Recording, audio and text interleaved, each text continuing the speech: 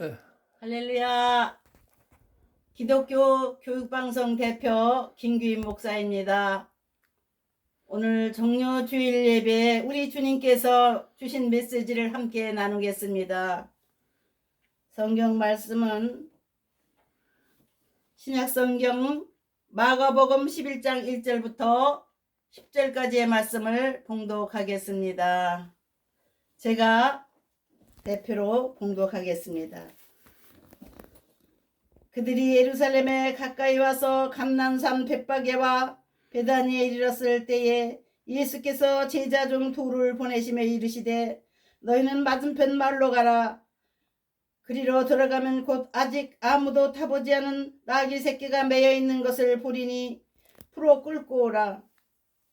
만일 누가 너희에게 왜 이렇게 하느냐 묻거든 주가 쓰시겠다 하라. 그리하면 즉시 이리로 보내리라 하시니 제자들이 가서 본즉 나귀 새끼가 문 앞 거리에 매여 있는지라 그것을 푸니 거기 서 있는 사람 중 어떤 이들이 이르되 나귀 새끼를 풀어 못하려냐 하매 제자들이 예수께서 이르신 대로 말한데 이에 허락하는지라. 나귀 새끼를 예수께로 끌고 와서 자기들이 겉옷을 그 위에 얹어 놓음에 예수께서 타시니 많은 사람들은 자기들의 겉옷을 또 다른 이들은 들에서 벤 나뭇가지를 길에 펴며 앞에서 가고 뒤에서 따르는 자들이 소리 지르되 호산나 찬송하리로다. 주 이름으로 오시는 이여 찬송하리로다. 오는 우리 조상 다윗의 나라여 가장 높은 곳에서 호산나 하더라. 예수께서 예루살렘에 이르러 성전에 들어가사 모든 곳을 둘러보시고 때가 이미 저물매 제자 열두를 데리시고 베다니에 나가시니라. 아멘. 오늘 우리 주님께서 주신 메시지로 함께 은혜 받을 때 은혜 받을 제목은 이스라엘 왕 예수 예루살렘 성 입성, 그런 제목입니다.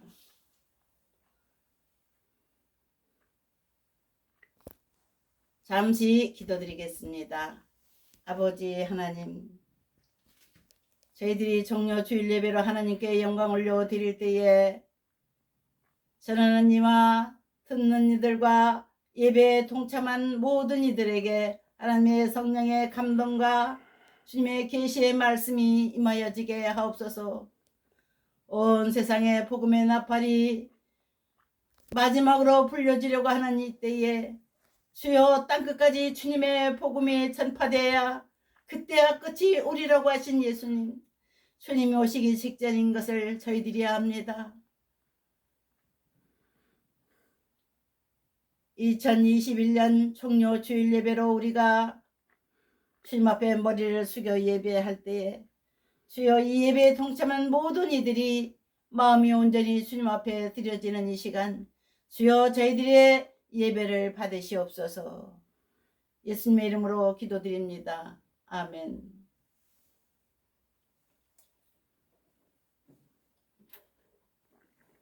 이스라엘 왕의 입성입니다. 예루살렘 성 입성하시는 예수님의 모습이 오늘 마가복음 11장 1절부터 보니까 펼쳐지고 있습니다. 성경은 역사책입니다. 하나님의 계시의 말씀이며 예수 그리스도의 삶 전체를 기록해 놓은 것이 신약성경입니다. 신약성경에 마태, 마가, 누가, 요한 이 네 복음을 통해서 예수님의 일생을 볼 수 있으며 오늘 종료 주일 예배에 올려지는 이 말씀 또한 이 사복음에 다 들어 있습니다. 우리 주님께서는 그의 탄생부터 십자가에 돌아가시며 또 죽었다가 3일 만에 부활하신 그분의 삶 전체와 그분의 죽음과 부활이 분명히 역사적으로 기록되어 있기 때문에 세상에 많은 종교가 있고 세상에 많은 교주가 있지만은 우리 기독교는 예수 그리스도의 삶 전체를 통해서 온전히 주를 믿는 모든 사람들이 감사와 기쁨과 또 영원한 소망을 갖게 하는 주님의 삶 전체입니다. 누가 사형받을 사람을 대신해서 그 목숨을 주는 사람이 있겠습니까? 전에도 없었고 후에도 없을 것이며 지금 예수님은 우리 만백성의 죄를 대신해서 제물 되고자 예루살렘 성에 입성하시는 모습을 우리가 말씀을 통해서 볼 수 있습니다. 주님은 나이 만 30세부터 3년 반 동안 12제자들과 함께 천국 복음을 전파하시고 많은 이적을 행하시고 죽은 자를 살리시는 기적까지 일으키신 그러한 하나님이신 예수 그리스도를 보여주셨습니다. 죄인들의 죄를 용서하시는 권세도 그분이 가지신 겁니다. 죄인들이 죄를 용서해 주기 위해서 대신 당신이 죽어주셨기 때문입니다. 예수님은 이러한 제물 되시고자 하는 역사를 오늘 시작하고 있습니다. 제자들과 함께 예루살렘 성에 들어가는 짐진 노인 벳박의 고개에 이르러 그의 제자에게 부탁을 하셨습니다.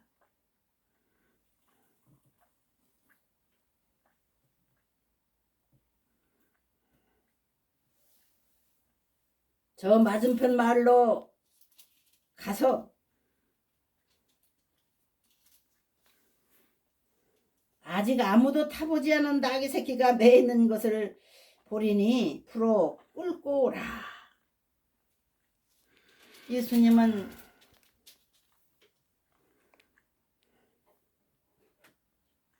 하나님의 계획하에 하나님의 아들이시면서 만왕의 왕이신 그가 이스라엘 백성의 왕으로서 왕도 예루살렘 성에 입성하시는 날입니다. 그는 이스라엘의 가장 큰 왕, 하나님께서 인정하신 왕 다윗 왕의 후손으로서 그는 만 백성을 통치하시고 만 백성을 재판하시고 만 백성을 위하여 제물까지 되시는 거룩한 왕으로서 예루살렘 성으로 들어가시는 겁니다. 겸손한 모습으로 그는 아직 사람이 한 번도 타보지 않은 어린 나귀 새끼를 타고 예루살렘 성에 들어가시는 겁니다. 왕들은 큰 말을 타고 가지 나귀 새끼를 타고 가는 왕이 어디 있겠습니까? 예수님은 겸손하시기 때문에 또 순결한 마음으로 한 번도 사람이 타보지 않은 나귀 새끼를 타고 예루살렘 성에 입성하셨습니다. 그 나귀 새끼는 일생 사람들이 타는 훈련을 받아야 되는 아주 어린 나귀였습니다. 그러나 예수 그리스도가 그 나귀 새끼를 탐으로써 그는 사람들 태우는 첫 시험을 하는 겁니다. 아무도 타보지 않았다고 했습니다. 이 나귀 새끼는 우리 성도들을 상징하는 짐승입니다. 우리 성도들이 예수 그리스도를 믿고 왕으로서 모시는 순간부터 왕이신 예수 그리스도 앞에 순종하며 또 예수 그리스도를 태운 나귀 새끼처럼 항상 모시고 순종하며 살아가는 것이 우리 성도들의 삶입니다. 나귀 새끼 같은 순수한 모습, 아무도 태워보지 않은 그러한 어린 짐승 같은 연약한 짐승과 같은 것이 우리 성도들을 상징하는 짐승입니다. 예수님은 이 어린 짐승을 타시고 예루살렘 성에 들어가실 때 많은 백성으로부터 환영을 받으셨습니다.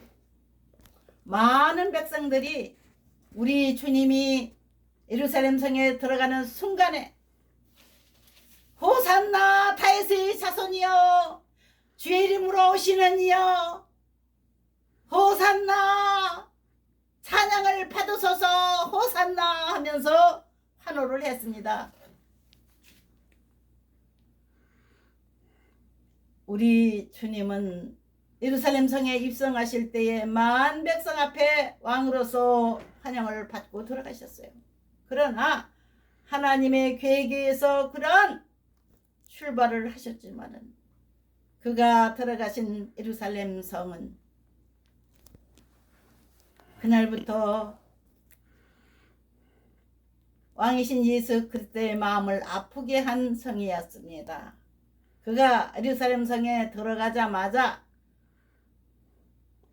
예루살렘 성전에 들어가서 성전을 청소하기 시작하셨는데 그 성전이 뭐 때문에 더러워졌을까요? 예루살렘 성에 들어가시니 많은 사람들이 왁자지껄 가득 모여가지고는 하나님의 성전에 제사를 드린다고 하는 마음으로 왔지만은 그들의 마음은 각자 달라서 그들을 상대로 장사를 하려고 하는 장사꾼들이 시끌벅적하는 소란을 피우고 있었습니다. 1년에 한 번씩 이스라엘 백성들이 가문마다 대표로 남자들이 모여서 양이나 비둘기나 어린 송아지나 이러한 짐승들을 잡아서 제사를 드리는 그러한 6월절 제사의식을 드리러 모였습니다. 들어가니까 시끌벅적 잡소리만 들리는 겁니다. 경건한 모습은 없고 모두 다 자기 생각에 빠져서 자기 일에 바삐 움직이며 하나님 앞에 경건한 모습으로 제사를 드리려고 하는 마음들이 없었어요. 장사꾼들이 가득 모였습니다. 돈을 바꿔주는 사람, 짐승을 팔기 위해서 짐승을 흥정하는 사람,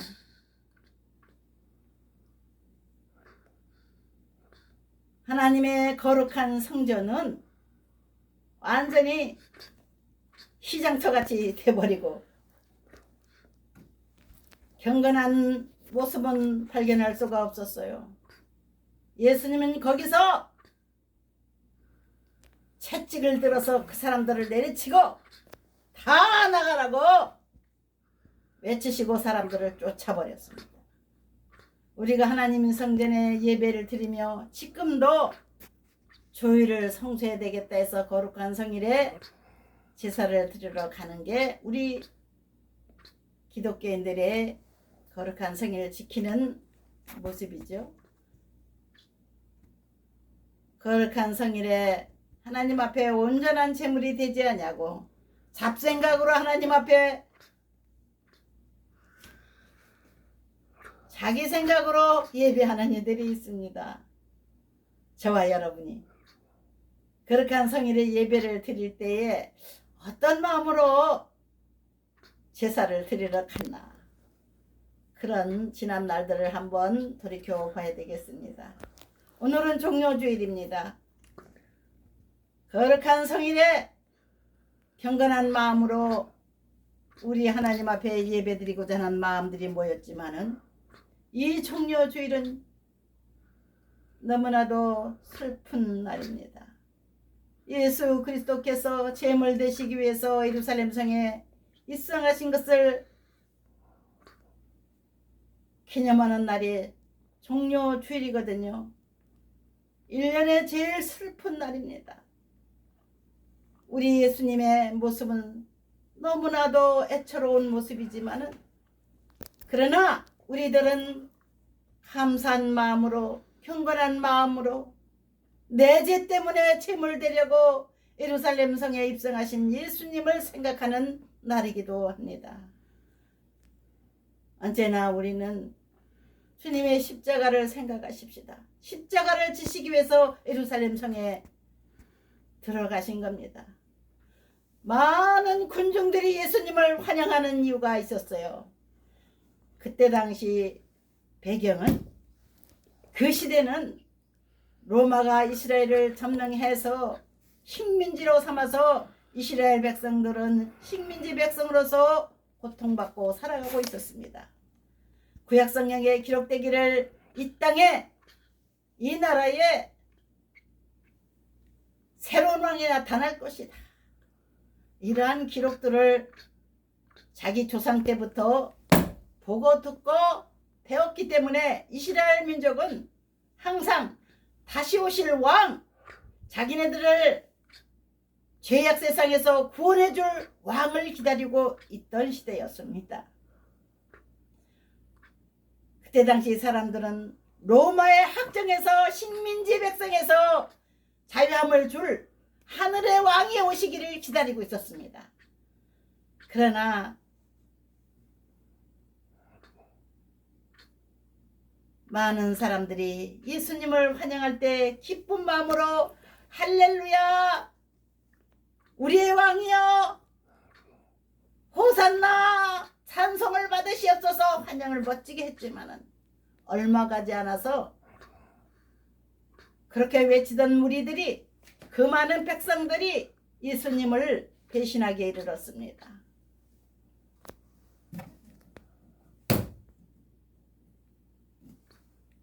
예수님은 일주일도 못 돼서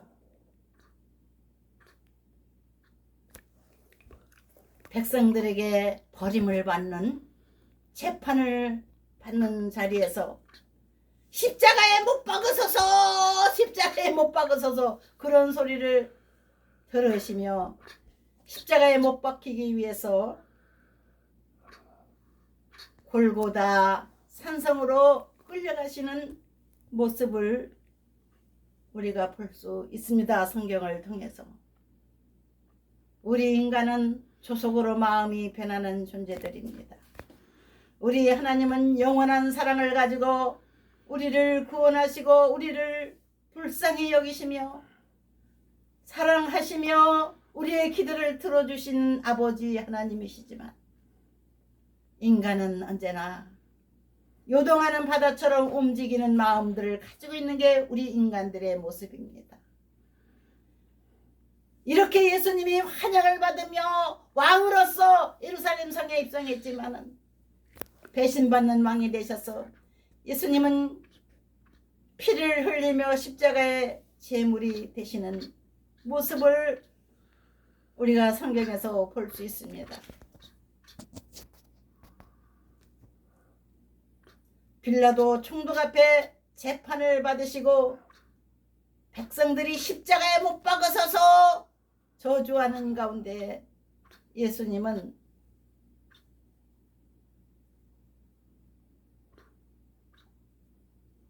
로마 병정에 의해서 잡힌 지 5일 만에 십자가에 제물이 되셨습니다. 다음 주일은 부활주일입니다. 십자가에 못 박히셨을 뿐만 아니라